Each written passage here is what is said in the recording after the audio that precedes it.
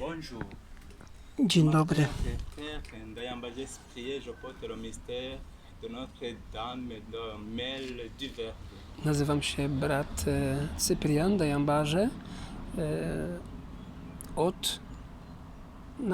od matki Du Verbe. Matki Słowa. Et puis, je viens du Rwanda, Pochodzę z Rwandy, diocèse de Ruhengeri, c'est au nord du Rwanda. z północnej części Rwandy, diocezy Ruhengeri. Puis je suis heureux de prendre le contact avec vous. Cieszę się, że mam możliwość być w kontakcie z Wami. Maintenant, je me trouve ici à Bujumbura, où nous avons la communauté. À côté, nous avons le grand séminaire, c'est là où j'étudie les études. Znajduję się obecnie w Bujumbura, stolicy Burundi, gdzie odbywam moją formację filozoficzną w seminarium diecezjalnym. Juste, je voudrais vous dire ce que nous vivons ici au Cameroun. Pozwólcie, że podzielę się z Wami tym, czym żyjemy w Karmelu. Pour moi, le Cameroun vraiment m'aide beaucoup parce que il y a beaucoup de temps pour la rencontre avec le Dieu vivant. Karmel przede wszystkim to jest dla mnie takie miejsce, i czas, gdzie mogę się spotykać z Bogiem żyjącym.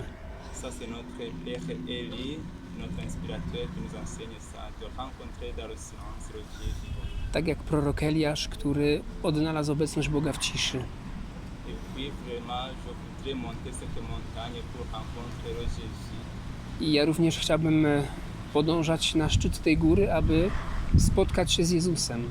Juste, je voudrais vous remercier pour tout ce que vous faites. Dziękuję Wam za wszystko, co czynicie dla naszego dobra.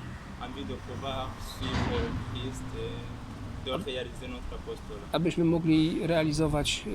Abyśmy mogli podążać za Chrystusem i oczywiście być też zaangażowanymi w duszpasterstwo. Vraiment que Dieu bénisse vos projets. Nous vous portons dans notre prière. Niech Pan Bóg błogosławi wszystkie Wasze przedsięwzięcia.